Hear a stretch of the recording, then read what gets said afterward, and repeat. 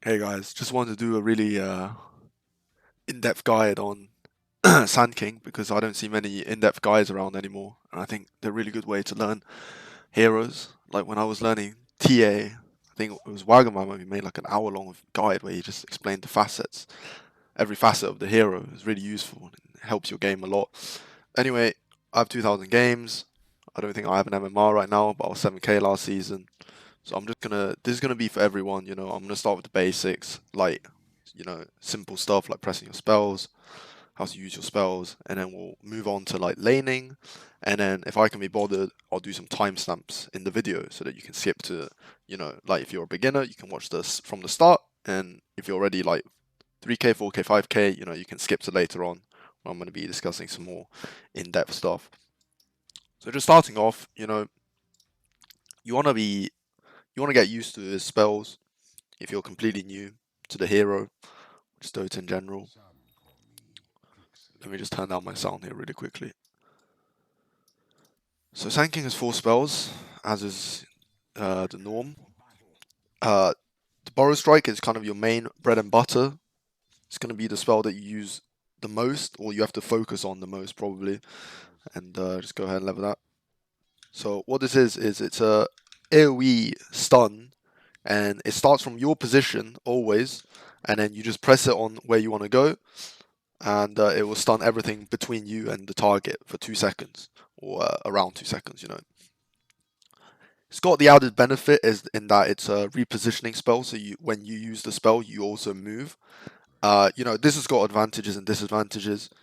Uh, the main problem with it is that if you want to stun someone, you're going to suddenly be in the middle of 5 heroes probably. But the good part is you can use it as an escape. It's like very simple stuff, like someone's chasing you to the river, you can just stun up, something like that.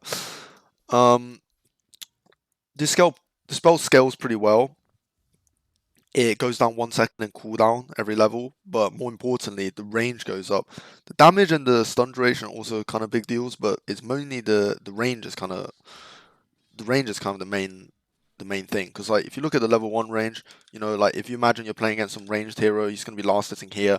To stun him, you have to walk all the way up here, and by the time you're here, it's pretty obvious that what you're trying to do.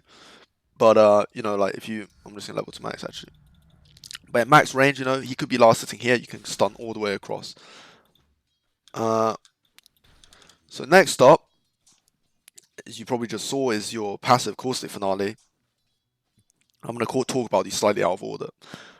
This is a pretty simple spell. Every time you get a last hit, not denies, last hit only, on either creep or hero, the creep or the hero is going to explode. It's going to do 220 damage in an AoE, or whatever level it is, obviously. It's also going to slow them for 30% at max level, but it scales up 5% every level. So like last hit with it, it does some smash damage. It also slows. It slows everyone who gets hit by the AOE, and there's also a timer on this spell. It lasts 6 seconds. The debuff, and if the debuff runs out and the creep is not, the unit is not dead, they will take. I think it's half the damage. Yeah, it scales up to half the damage, but you can see in the explosion timer damage. That's when so like just as an example, I hit this range creep, uh, leave it for 6 seconds, it doesn't die, and then it's gonna explode, and it's gonna do the slow as well for 3 seconds, and it does like 120 damage. So this is a pretty good spell. Generally speaking, you want to max this last because your other spells are just better, but this one is good too.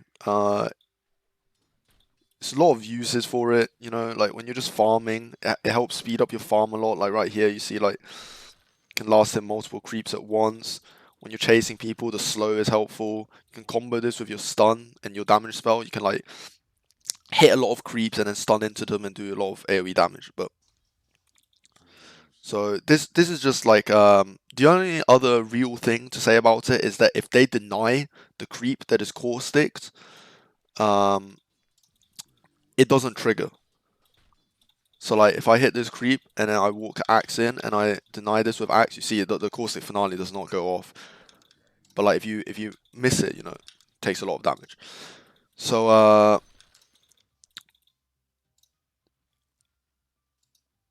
Okay, whatever.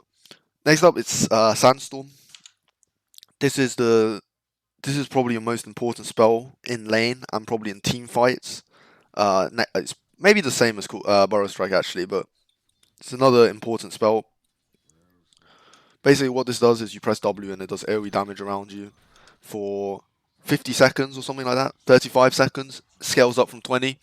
And it does a lot of damage over time. It does 95 damage per second in intervals of 2. So if I walk this hero in, you can see it does 36 and then 36. Obviously, with magic resist, it's slightly less.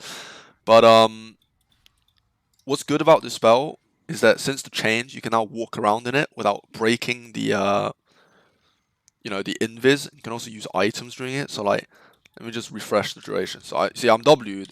I can use myself, and I'm still in Sandstorm. You can even like channel Epi, and then you see you fade back in. I think it's a half second, 0.7 fade time. So this is a really important spell. It's going to be your farming tool. You're going to be using it every single team fight. It's your escape. It's your defensive capability. You're going to use it to nuke people with. One thing that I would say is that if you don't have your effects turned on high, like, let me just turn it down for a second. See, like, my effects are on low, right? It makes it kind of hard to see where the edge of the sandstorm is. Like, look at this. This doesn't really look like I'm inside the radius, to be honest. Like, you can see what the radius is, but like this kind of looks slightly odd because like, it doesn't look like I'm in the storm anymore. But if you turn your effects up to high, there's like a nice little border which shows. I might have to reuse it actually. Yeah, you can see like a circle of dust. Makes it much easier to see the AoE. And as long as the center of your hero doesn't leave the AoE, it's fine. Like you can stand sort of in the middle on the edge like this. Last but not least, got Epicenter. Spell is basically only really usable with a blink, so I'm going to buy one real quick. You channel for 2 whole seconds, during which you can't do anything. You can't walk or it gets cancelled. You can't like do that. After 2 seconds, it does 10 pulses of 110 damage, and it slows attack speed by a little bit, but mostly movement speed for 30%. And they grow bigger with every pulse around your hero. So do something like this, blink in, you see like boom, boom, boom, boom, boom. So yeah, this is mainly going to be used with Blink Dagger. You can imagine the synergy, like you can blink from fog into people, or you could. The other real way to use this is if you stun someone for 2.2 seconds, you could like, just for example, you can do like Q R, they're still stunned while this goes off. But the thing is, this isn't going to work on every single hero in the game. So like, if I go Q, R, and then I press Q here, on some spells it is possible to cancel that because basically your Q is not really a 2.2 second stun because you stun yourself for 0.67 seconds after the stun. So like, if I stun somewhere, you watch me walk, like I'm not walking, straight away afterwards there's like a half-second delay while he's like emerging from the ground. But basically you can't take actions for a while after your stun. So like, if I stun into R, see like it's not instant. So that's basically the basics of the hero. So just get used to pressing all the buttons, learn your ranges on your Burrow Strike and your Sandstorm. Learn the 2 seconds. I don't play with Shift Q. If you want, you can Shift Q your blink like that. But once you get used to it, you should be able to blink on the first tick. There's like a half-second time before the first pulse goes off, so just get used to that. I'll talk about talents later, I guess. But that's basically the very, very, very basics of the hero. So now that we've covered that, I guess the next part is to talk about the in-game stuff, like where you lane, what you're good against, what lane you want to go in, stuff like that. So Sand King's like mainly an off laner this patch. I think it's like 70% off lane, maybe like 20% sometimes people play mid, and it's a very small percentage of people who play him in pos 4 or something like that. But I wouldn't recommend it. His stun has been nerfed a lot of times. This used to be a 2-second stun at level 1. It's now a 1.6-second stun. Sandstorm keeps getting nerfed. You kind of need levels on this hero. So I would recommend playing him as a position 3 or position 2, depending on what you prefer. I would say that for position 3, you will, have an easier time. Position 2 probably requires more skill, basically, because you're going to have some sort of map awareness and walk around the map.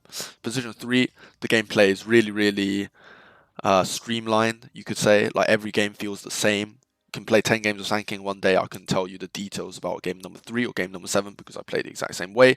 And, it's really brain dead, basically. Now, as for his statistics, Sand King's main problem is that his attack speed is really, really bad. I'm just going to hop in game and show you a level 1. So most offlaners, or a lot of offlaners, they want to be fighting, and dominating the lane. Problem with Sand King is he attacks once every 1.43 seconds at level 1. Look at this attack speed and damage. This is so awful. It's I'll spawn an Axe real quick. You see, Axe is also pretty bad, but at least he hits for 5 harder or 4 harder. The thing is, his agility gain is really awful. It's 1.8 per level, and you're never going to build attack speed items on Sand King. You'll never get treads. You'll never get what else do people build? Drums, I guess. So your attack speed is going to be like this for the rest of the game, basically. So you're not really a right clicker. So how you want to win lane is you're mainly like a spellcaster in lane. So you're going to be using your Q and your W above all to win your lane with. See, your last hitting and stuff, it can be good, but when you're playing against agi heroes with high attack speed, high attack damage, it's going to be really hard to deny them, just with your right clicks, like with some other offlaners. So let's just hop into a game real quick and have a look. How to win your lane despite the fact that you're kind of a weak laner. So I have this replay. It's maybe mid 6k, high 6k, something like that. Matchmaking. So first things first, item build. This is the build I usually go, or something like a variant of this. You want Stout Shield, obviously. Every offlane in the game needs a Stout Shield. You want Tangos. The next part does require a little bit of decision making. If you're against a lane that can kill you, like a Grim plus a PA, well, that's how I think they're gonna lane, but it actually turned out to be a Shadow Demon top, if I remember correctly. But if you think they can kill you, you might want to buy a Sentry, because once you park inside the Sandstorm and you put down Sentry, you can destroy their Sentry with a Tango, and then they can't see you, and then you can't die. If their lane looks really easy, then I would just buy more regen, either 1 extra Mango, or 1 extra Tango, or 1 extra Branch. Now, the only other thing to say is, some people like to buy 6 Tango, Salve, Mango, Stout. I usually go Stout, 3 Tango, 1 Salve, double Branch, because it's 100 gold for 2 branches, it's 90 gold for 1 Tango. Double Branch is going to give you 2 extra attack damage, which is important because this hero does not hit hard, and against a lot of carries, that is going to be the difference between your damage and theirs, because a lot of carries start the game with 49 damage, but they build stat items, so you need to keep level with them. A lot of supports as well hit in the 50 area, so this 2 damage is going to make a big difference. And the other thing is, it gives you 40 health, obviously. The mana is useful, and if you ever need to use the branches as a Tango, you basically end up with 5 Tangos anyway. So it's basically, you lose 10 gold and 1 Tango, but you gain 2 stats as long as you don't eat them. And also, if you do manage to keep them, if your lane goes well, it's a discount on your Magic Wand, or your, your Pipe or whatever. Even your Crimson Guard. So that's what I like to do usually. The only other real build I see is Stout Tango, Tango, Triple Mango. But that's against like the that's like personal preference. It gives you a lot more mana, it gives you some health regen, but I think Salve in general is really good on offlane. So first things first, Sanking's very... Hold up. This is... I'm gonna turn off unit speech because it's annoying. Oh, it's a good pause actually. You don't want to level your spells because a lot of the time you're going to be wanting to level your stun to get the rune with. Sometimes you want to level your Sandstorm to survive at level 1, and other times you just want to level Caustic Finale at level 1 because this is your best spell at level 1. Because the Q, you know, it doesn't do much damage, it doesn't do much stun, it's kind of bad. W does literally 20 damage at level 1 per second. That's so awful. And it's really small AoE, and it's just really bad at level 1. Don't really want to use this spell unless it's to survive with. Caustic Finale is nice, it pushes melee heroes off lane, it's free, you know, it's a passive, it slows people a bit, it lets you trade a bit better because, you know, when the timer runs out they take a bit of damage. So, you can see, because I don't want to level my stun, I actually get this one rune.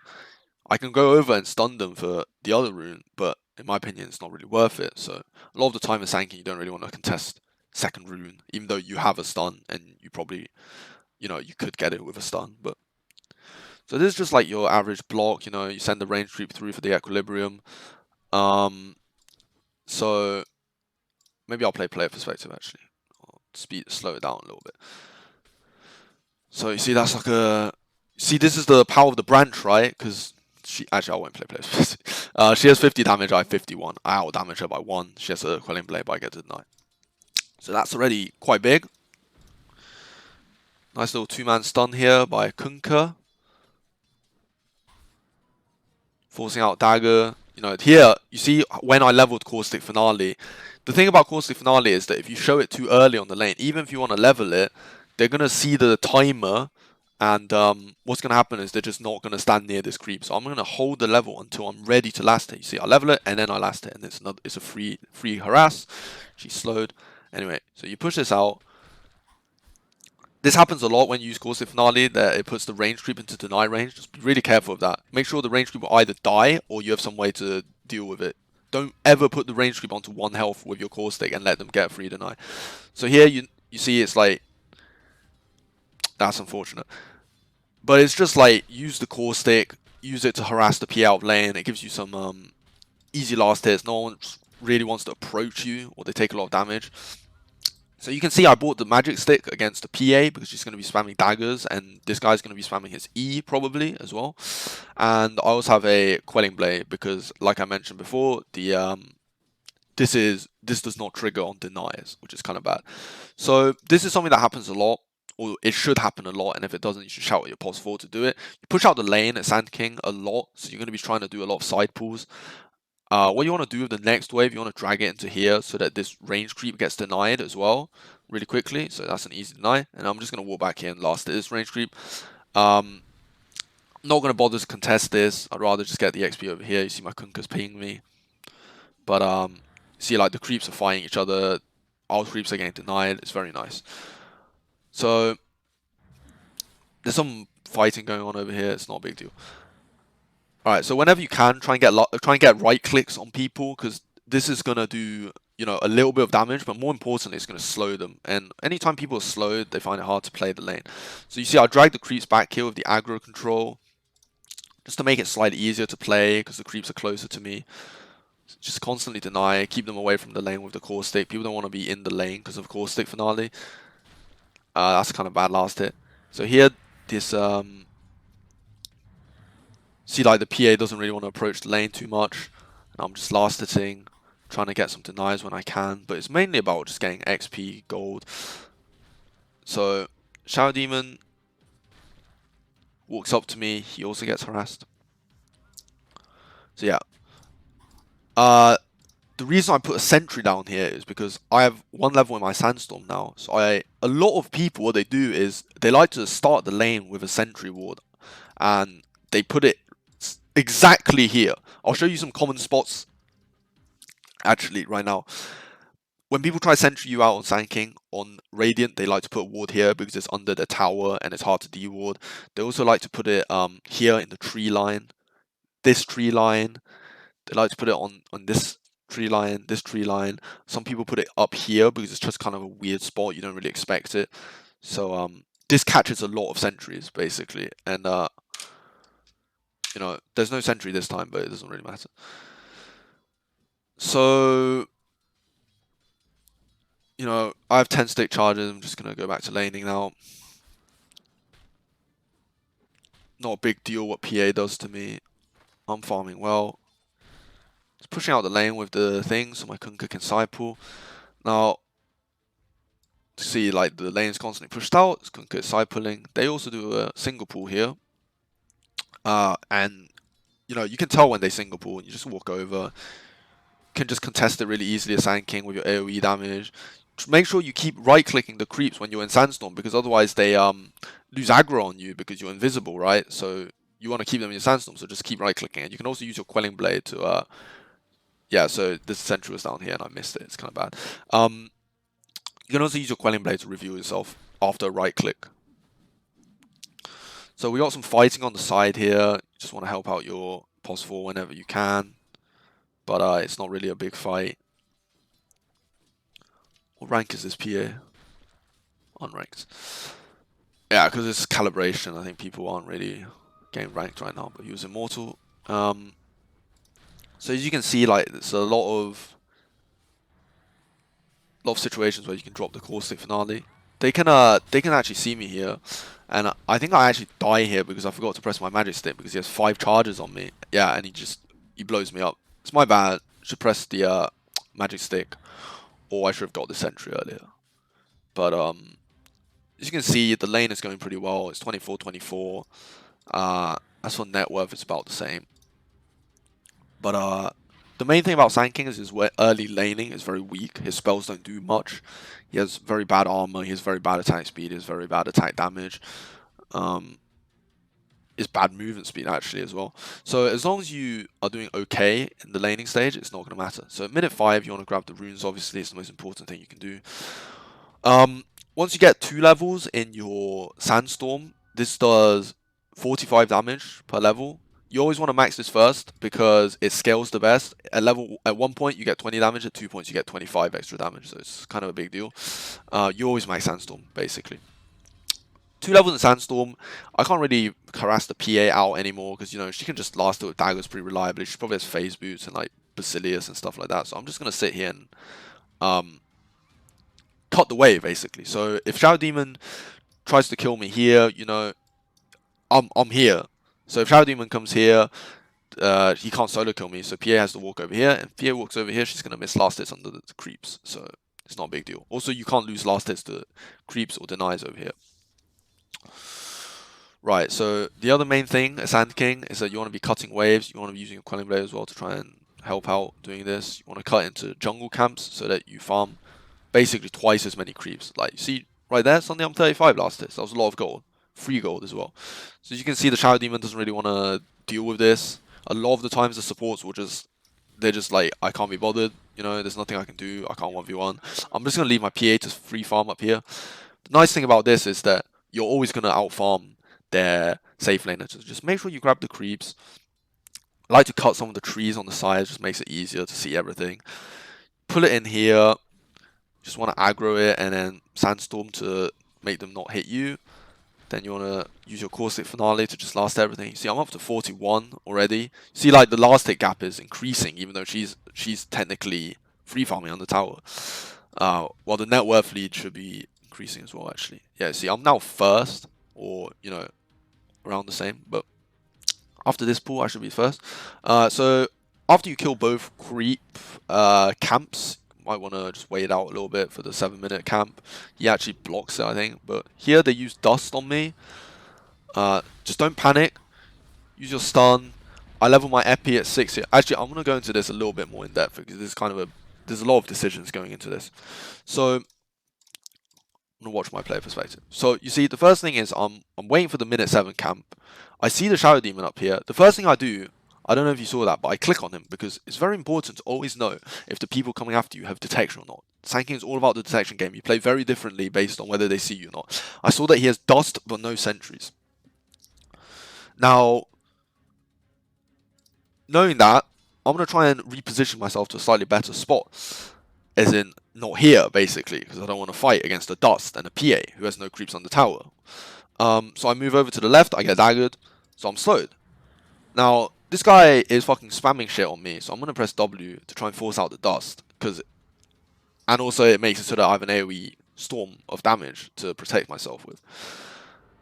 See, I actually don't have I don't actually have Epicenter right now, but as soon as I see this Dust, I know that I'm going to fight.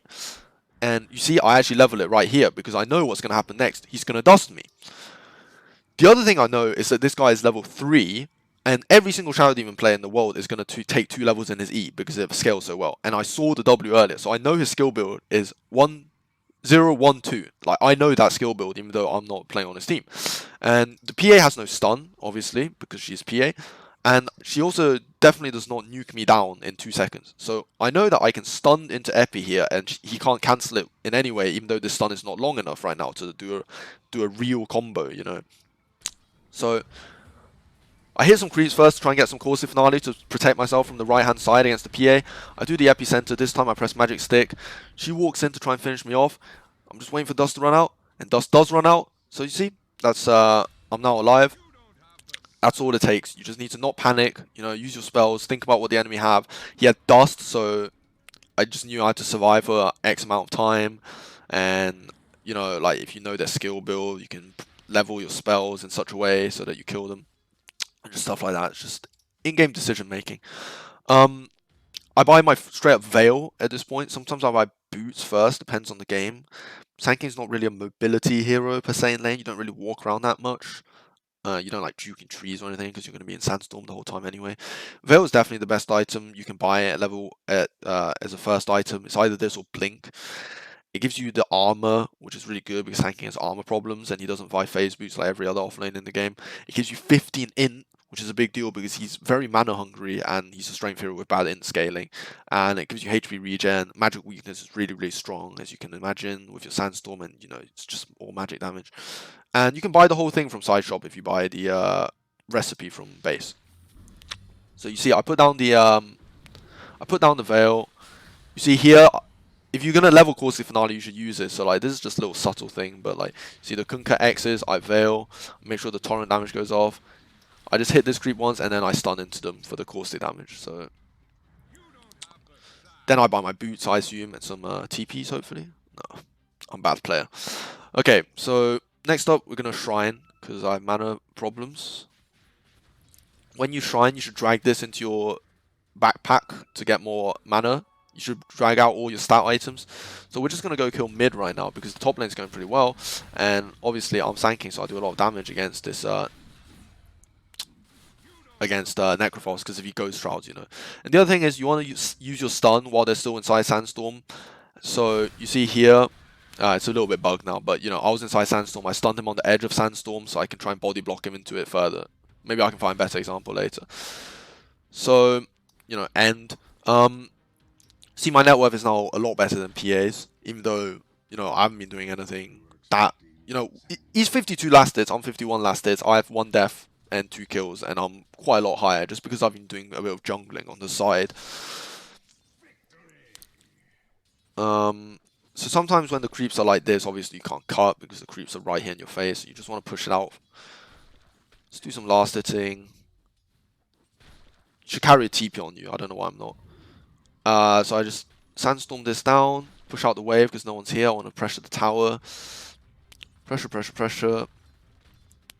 Then I walk past the creep wave. This is what I do every time. Anytime you can, just walk past the creep wave so you can drag these creeps to somewhere. See, I take these 3 range creeps. I'll probably go into the large camp, or maybe I get 2 camps. Anyway, you want to drag the creeps at around minute 5 and minute 10, that wave, because you don't want to waste time getting the bounty runes. So you see, I'm not missing any last hits by dragging it, and then I get the bounty runes as well, which is a big deal. I walk over here, press that button, farm button, loads of money. See, like, my lead is fucking I have 73 last hits in minute 10. It's all going very well. I'm very farmed. So Necrophos is going to TP to my lane. I think this is a mid Necrophos, so I don't really want to fight him. I'm gonna press W. I'm going to Epi for it with the Veil.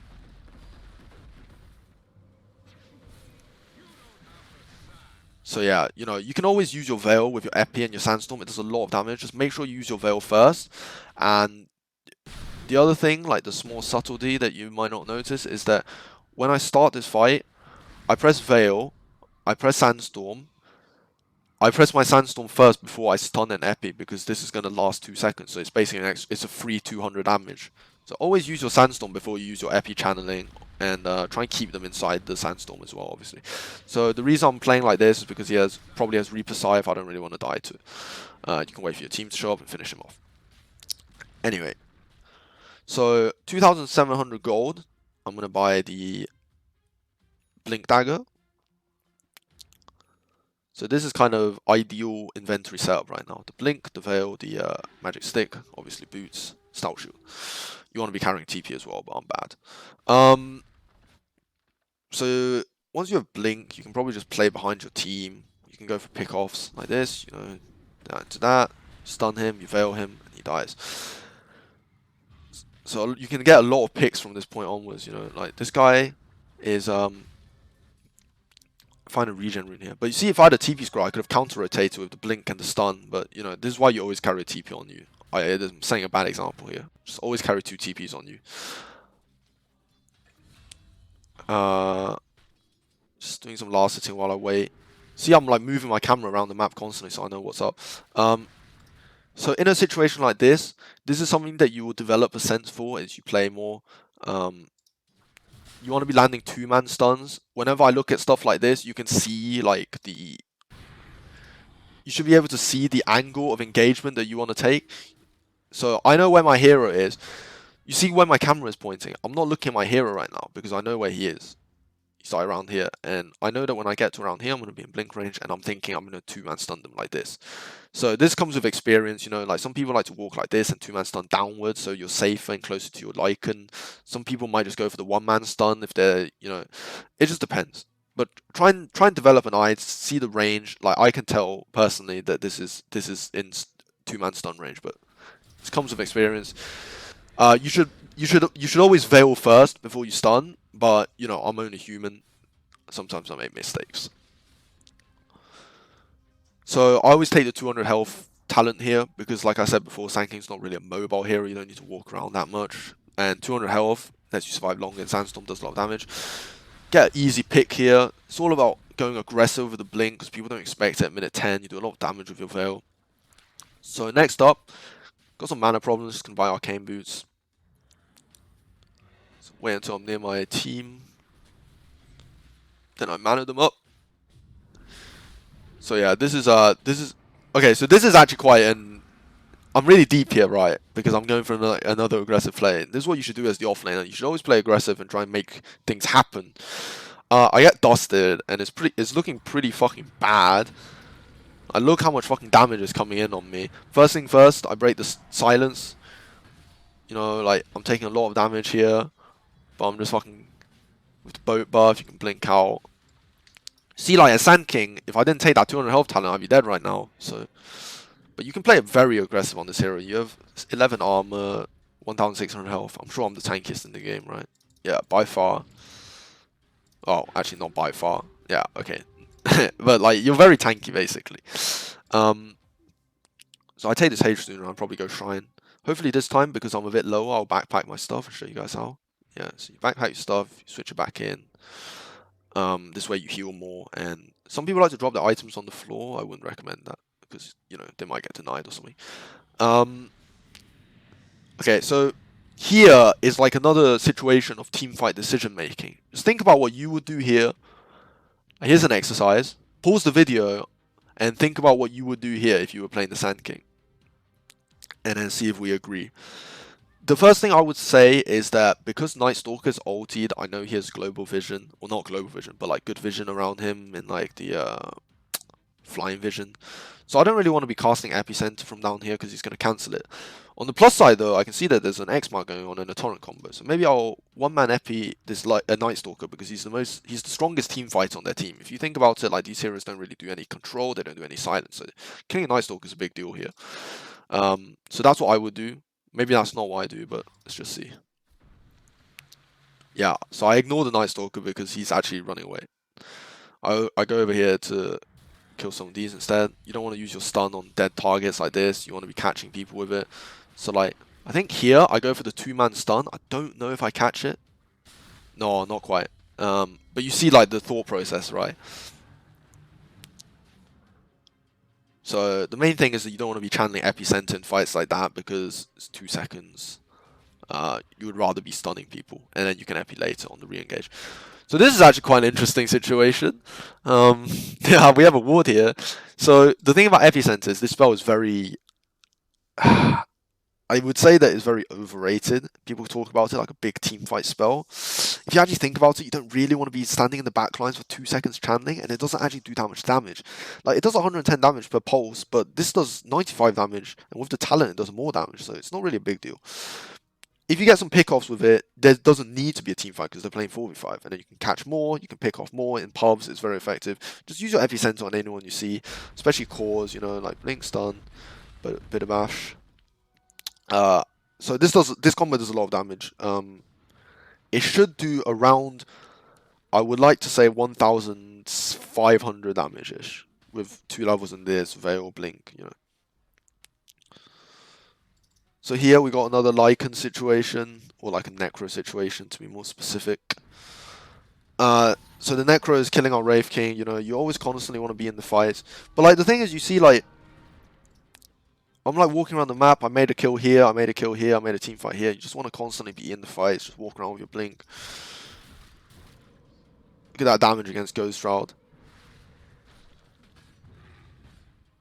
Just trying to juke in the trees, I'm quelling. Yeah, so get those arcane boots out.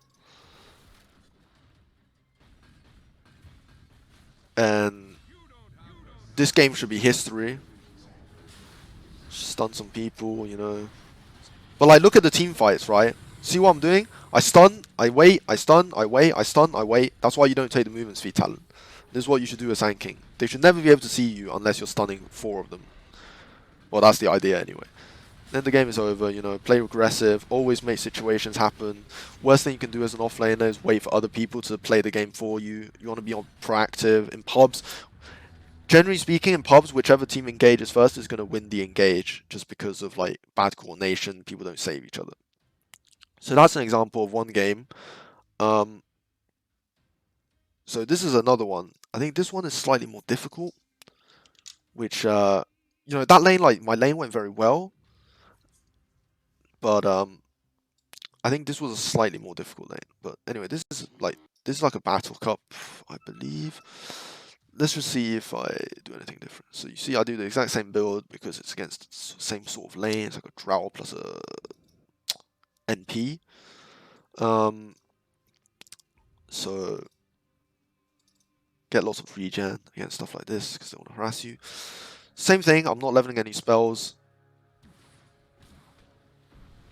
Grab the rune in this situation. I think my Kunkka actually dies here, which is unfortunate. But yeah, even if the Kunkka dies, I'm not going to level my stun. That's basically how it is. So this Prophet is going to harass me, which is annoying. See, in this lane, the difference is I'm playing against 2 ranged heroes, so I can't use Caustic Finale, so I'm just going to press W and try and last it safely.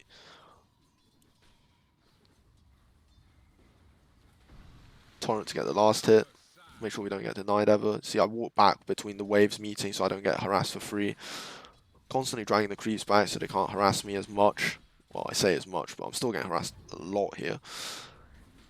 He puts down the sentry. I panic here a little bit. I knew he put down the sentry, but I was trying to think of where to put it in return. So, if you die as Sand King, don't panic. Just try and deal with it. I bought some more sentries. So now I've cleared their sentry. As a result, you can play a lot more safe. You can last hit under your Sandstorm pretty nicely, even against range creeps, get some denies every now and again. See, I level Caustic Finale there, because I don't really want to do like a 1 second stun on Drow, basically. This is a really nice spell for farming against hard lanes. Got a 10-year pause.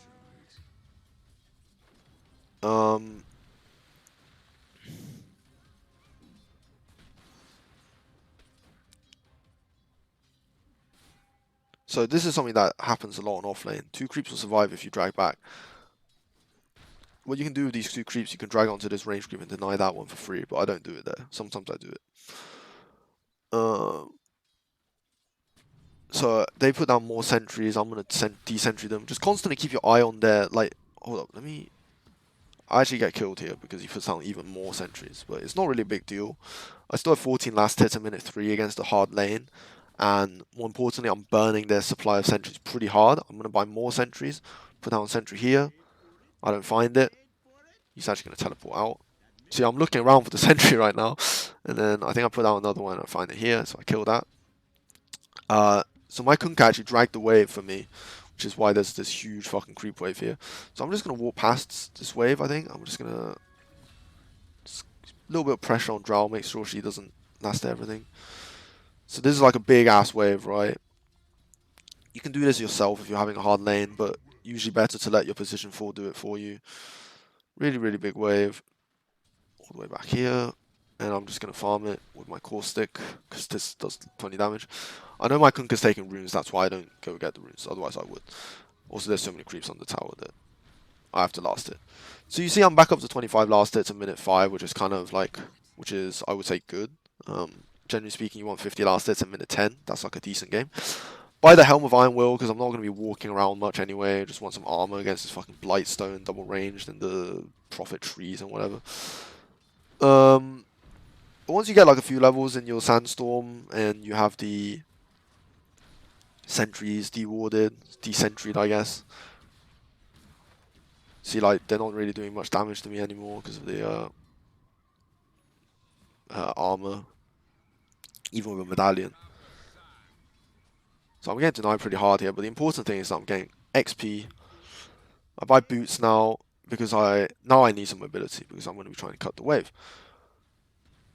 Obviously I fail here. Someone glyphs. So we're going to try and kill this Drow because she's low. It's just a stun. It's a torrent. She dies inside here.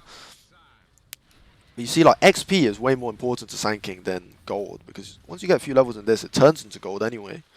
Either with kills or with creep cutting or something like that. Buy my crown for my veil components. So I miss my stun here. It's kind of retarded. But it's like some Benny Hill chase going on. I get juked. But, you know,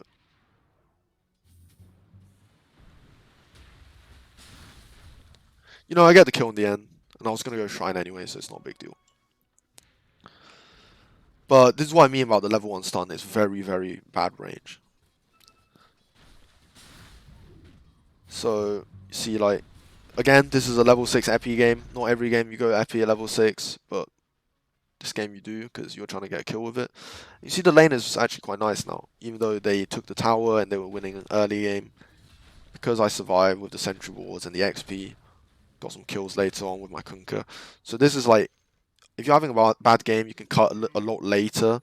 So I'm like level 7 already. I ship for clarity. That's something you should do as well. Just gonna last hit some Hellbears with some creeps. Back to the cut I go. See, I'm cutting the trees to make it slightly more open for myself. So here I don't cut because I want to contest the runes. It's more important to get runes than last hit. So here I ping because it's like a ward here or something.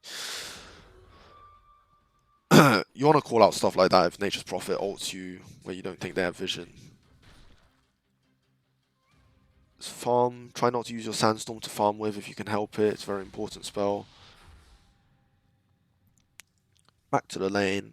If you don't have to use your Sandstorm, don't use it. I buy a TP this time. Always have a TP on you. I also buy a Arcane Boots.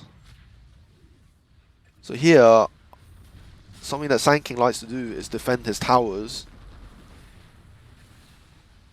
They're actually all pretty low here. It's really unlucky, but I think we clean up pretty nicely here. Got 600 gold for it. Got 2 kills. It's all good. You don't always have to have Blink on Sand King is the thing. A lot of the time you see your team has initiators already, like the Night Stalker and the Kunkka, or you think the enemy team aren't really going to get caught by it too much. Or like they're going to go in with a Snowball probably. So that's why I go Arcane Boots instead of Blink. There's no one really to pick off. Drow's going to be AFK jungling. I probably can't find her. I'm just going to play like Counter Initiate. I don't know why I buy next actually. It might straight up be Yules or something. Anyway, so just put down your Sandstorm. Constantly push out lanes and stuff. In this game, I actually take a 200 health talent before my level 4 stun, just because my role in this game is probably to play tank. My role in last game was to play initiator. It's just you can call it tank king, you can call it fucking bank king, depending on how you want to play. TP. See, like inside the sandstorm, you want to be constantly walking so they don't just aim for the middle of it and hit you with random spells.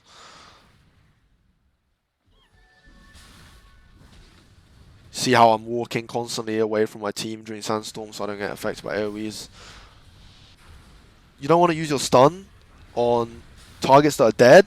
See, like there, I could have easily stunned the Tusk, but I chose not to because I'm saving it for new targets. So here they're just like chain feeding. This happens a lot in pubs, where people just run in and die one by one. Sand King's really good at exploiting it because obviously it does a lot of damage. You're going to be very farmed. So I'm up to 2,000 gold now, basically. So maybe I do buy Blink. I actually can't remember what I buy. So this is what I mean about the chain feeding. Like, people will just fucking walk in and die non-stop.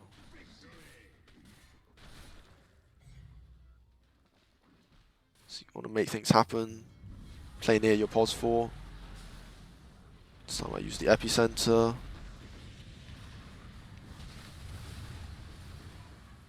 See, like, you're so tanky on this hero. It's ridiculous, actually. Some of our team are dead here. Still want to do things. You're so tanky, people can't fight you in W, you just want to play aggressive.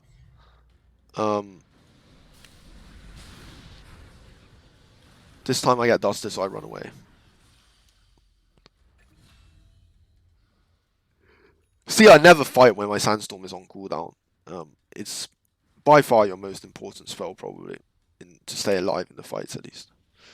Got Drow jungling over here. Get silenced. It's whatever. I was waiting for my items on the courier anyway. Just my blink and my salve. Back to the fight we go.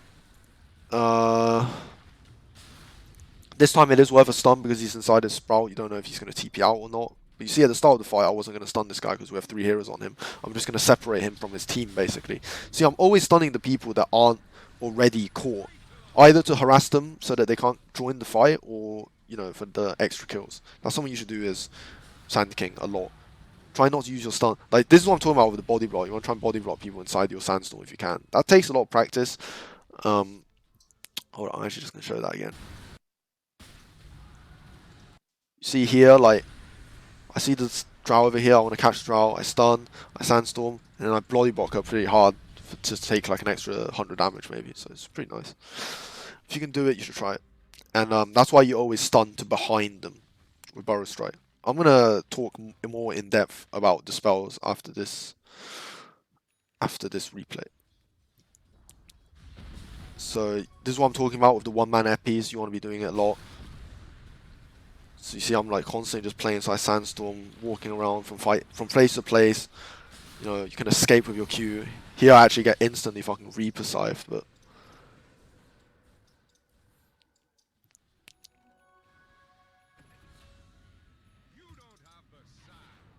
just constantly fighting. Wait, hold up. This is a little bit too fast.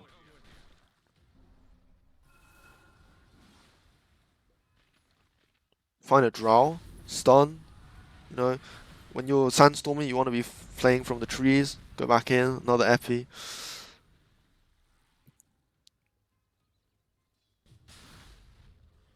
Yeah, and I straight by axe it. But